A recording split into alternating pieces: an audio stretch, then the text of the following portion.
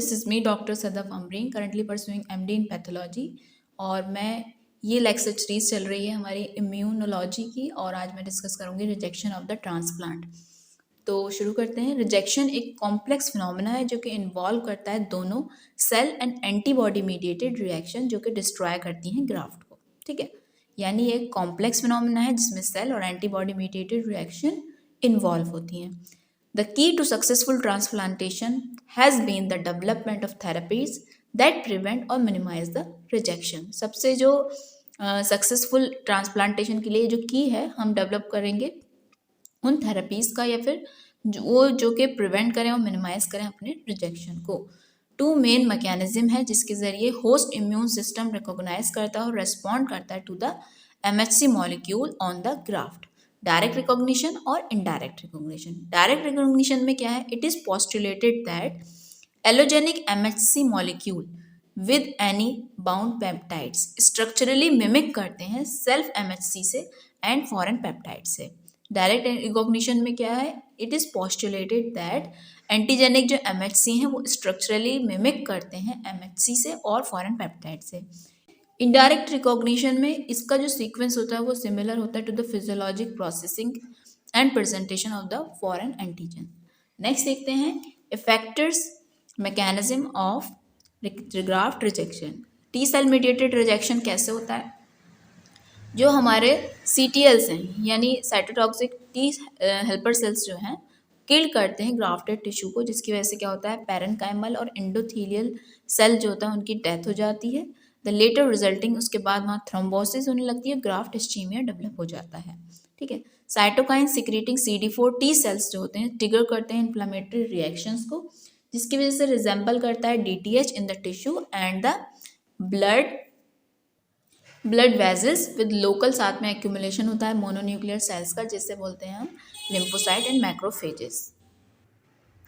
Activated जो microphages हैं वो इंजर करते हैं ग्राफ्ट सेल को और वेस्कुलेचर को।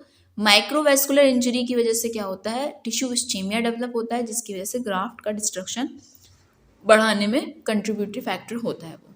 एंटीबॉडी मीडिएटेड रिजेक्शन किस तरीके से होता है, allo antibody directed against the graft MHC molecule.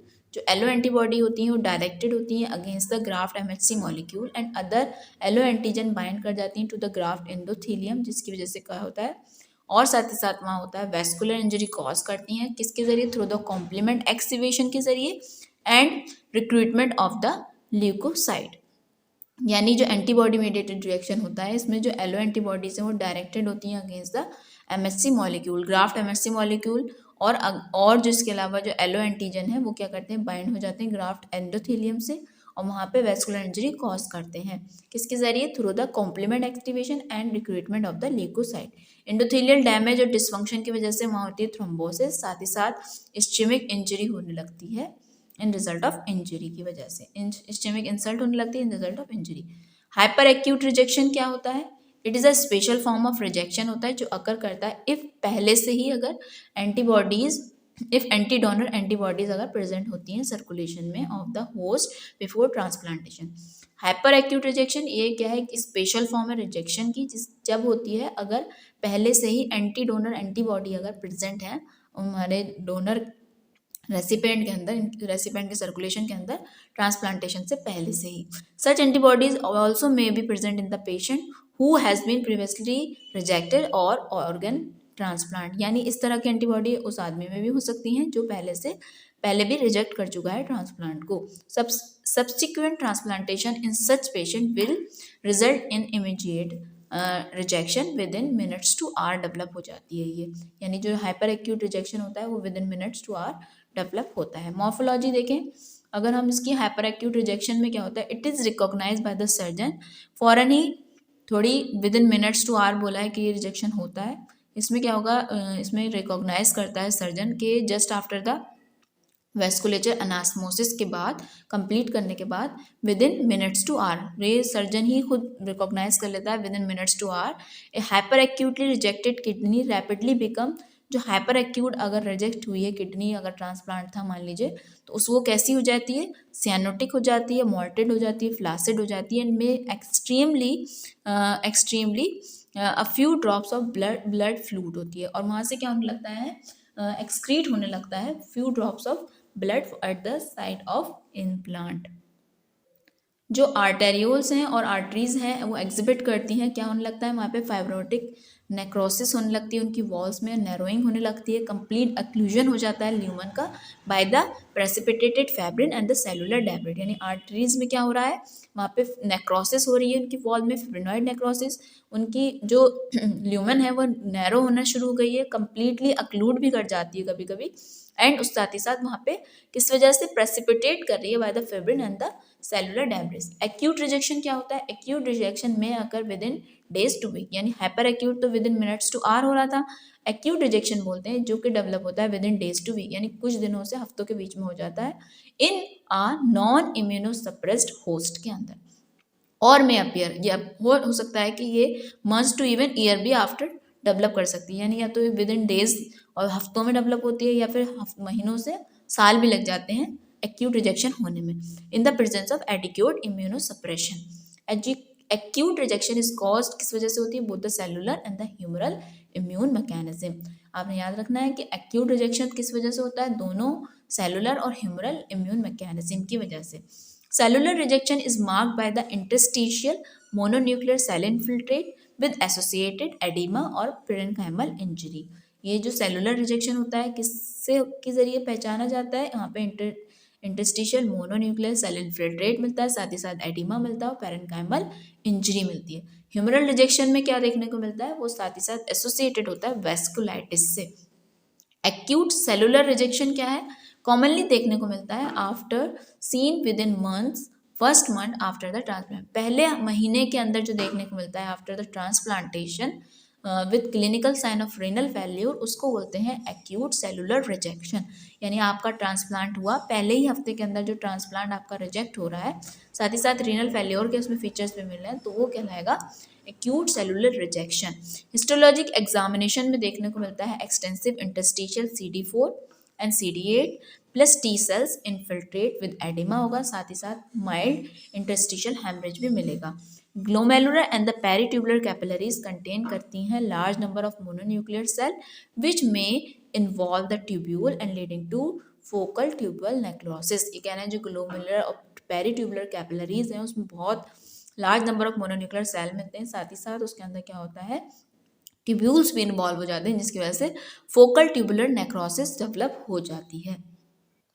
Acute humoral rejection क्या होता है, यानी हमने पढ़ा अभी एक hyper acute rejection, number second पढ़ा एक्यूट रिजेक्शन, नंबर थर्ड पढ़ा एक्यूट सेलुलर रिजेक्शन, और हमारा फोर्थ आया एक्यूट ह्यूमरल रिजेक्शन। यानी these are the type of acute. Acute rejection दो तरीके का होता है, सेलुलर रिजेक्शन भी हो सकता है और ह्यूमरल रिजेक्शन भी हो सकता है। एक्यूट ह्यूमरल रिजेक्शन में जो हिस्टोलॉजिक रीजन होते हैं may take the form of necrotizing vasculitis with endothelial necrosis होती है, न्यूट्रोफिलिक इन्फिल्ट्रेशन मिलता है, डिपोजिशन होता है एंटीबॉडी का, कॉम्प्लीमेंट्स का एंड फिब्रिन्स का, और थ्रोम्बोसिस डेवलप हो जाती है वहाँ पे। साथ ही साथ वहाँ पे इन्फ्लेमेटरी सेल्स मिलते हैं along with the proliferating smooth muscles in the intima में। Resultant narrowing of the arterioles cause करती है इन्फाक्शन, क्योंकि जो वहाँ पे आर्टेरियोल्स में नैरोइंग डेवलप हो गई थी उसकी वजह से वहाँ इन्फाक्शन होगा और रीनल कॉर्टिकल एट्रोफी डेवलप हो जाती है। अगर एक्यूट ह्यूमरल रिजेक्शन होता है तो जो लीजन्स होंगे वहाँ पे उसमें क्या देखने को मिलेगा, न्यूट्रोफिलिक इन्फिल्ट्रेट्स मिलेंगे, एंटीबॉडी का डिपोजिशन होगा, वहाँ पे नेक्रोटाइजिंग वेस्कुलाइटिस होगी, एंडोथेलियल सेल में नेक्रोसिस होगी, कॉम्प्लीमेंट्स होगा, फिब्रिन होगा और थ्रोम्बोसिस होगी। साथ ही साथ वहाँ पे इन्फ्लेमेटरी सेल्स मिलेंगे जो कि इंटिमा जो है को उसको पॉलिफरेट करेंगे, स्मूथ मसल्स जो है इंटिमा के अंदर उसको, इसकी वजह से जो आर्टरीज हैं वहाँ पर उनके अंदर इन्फाक्शन डेवलप हो जाएगा, जो आर्टरीज में नैरोइंग हो रही थी फर्दर वहाँ पर इन्फाक्शन हो सकता है और रीनल कॉर्टिकल एट्रोफी भी डेवलप हो जाती है। अब ये क्रोनिक रिजेक्शन क्या होता है, क्रोनिक रिजेक्शन वो रिजेक्शन होता है जो कि डेवलप होता है आफ्टर द ट्रांसप्लांटेशन, यानी मंथ्स टू ईयर्स लग जाते हैं उसको डेवलप होने में। हमारा एक्यूट रिजेक्शन क्या था आप याद कीजिए, मैंने बताया था एक्यूट रिजेक्शन वो रिजेक्शन होता है जो within days to week develop हो जाता है, यानी हफ्तों दिनों से लेके हफ्तों में जो डेवलप होता है रिजेक्शन वो एक एक्यूट रिजेक्शन है। एक्यूट रिजेक्शन भी दो तरीके का है, सेलुलर एक्यूट रिजेक्शन या फिर एक्यूट ह्यूमरल रिजेक्शन। आप किसी भी रिजेक्शन को क्रोनिक रिजेक्शन जब बोलेंगे जब वो डेवलप होगा with in months two year with a progressive rise in serum creatinine level, यानी साथ ही साथ इसमें प्रोग्रेसिवली राइज करता हुआ मिलेगा आपको सीरम कैरेटिन लेवल भी। Chronic rejection is dominate by the vascular changes, interstitial fibrosis and the loss of renal parenchyma, यानी क्रोनिक रिजेक्शन जो होता है डोमिनेटेड होता है किसके जरिए, by the vascular changes, interstitial fibrosis और रीनल पैरेन्काइमा का लॉस होता है इसके अंदर। There is typically only mild और no ongoing cellular parenchymal infiltrate, यहाँ पे टिपिकली माइल्ड या फिर कोई भी जो है नहीं मिलेंगे cellular parenchymal infiltrate. Vascular changes अकर करते हैं प्रिडोमिनेंटली इन द आर्टरीज और आर्टेरियोल्स, जो एग्जिबिट करते हैं इंटीमल स्मूथ मसल्स का पॉलिफरेशन और एक्स्ट्रा सेलुलर मैट्रिक्स की क्या होगी, सिंथेसिस।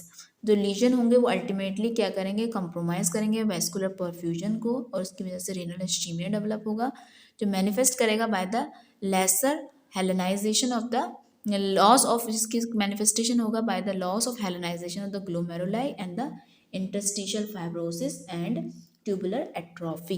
यानी आपने याद रखना है कि क्रोनिक रिजेक्शन वो रिजेक्शन होता है जो डेवलप होता है within months two year, साथ ही साथ आपका क्रेटिनिन लेवल जो होगा, सीरम क्रेटिनिन लेवल वो भी प्रोग्रेसिवली बढ़ेगा, ठीक है, बढ़ता हुआ हमें दिखेगा। क्रोनिक रिजेक्शन में क्या होगा, वेस्कुलर चेंजेस होते हैं, इंटरस्टिशियल फाइब्रोसिस होती है, रीनल पैरेन्काइमा का लॉस होता है। इसमें क्या होता है, हमें जो होता है वो बहुत ही कम या फिर माइल्ड नो और कोई भी सेलुलर पैरेन्काइमा इन्फिल्ट्रेशन नहीं मिलते, ठीक है। वेस्कुलर चेंजेस जो होते हैं उसके आर्टरीज के अंदर जो होते हैं वो क्या करते हैं, एग्जिबिट करते हैं इंटीमल स्मूथ मसल्स की पॉलिफरेशन और एक्स्ट्रा सेलुलर मैट्रिक्स के सिंथेसिस होती है। लीजन जो होते हैं वेस्कुलर परफ्यूजन कॉज करते हैं, रेनल इस्चीमिया होता है जो कि लेस, उसकी वजह से क्या होता है, हेलेनाइजेशन ऑफ द गैलेनोमाई का लॉस होता है, इंटरस्टिशियल फाइब्रोसिस होती है और ट्यूबुलर एट्रोफी होती है। So this is all about rejection of the transplant. अगर ये मेरी वीडियो आपको अच्छी लगी तो मेरी वीडियो को लाइक करें, अपने मेरे चैनल को सब्सक्राइब करें और इस वीडियो को अपने दोस्तों के साथ शेयर भी कर सकते हैं आप। फिर मिलते हैं आपसे नेक्स्ट वीडियो के अंदर, जब तक के लिए thank you so much for watching my video, thank you so much.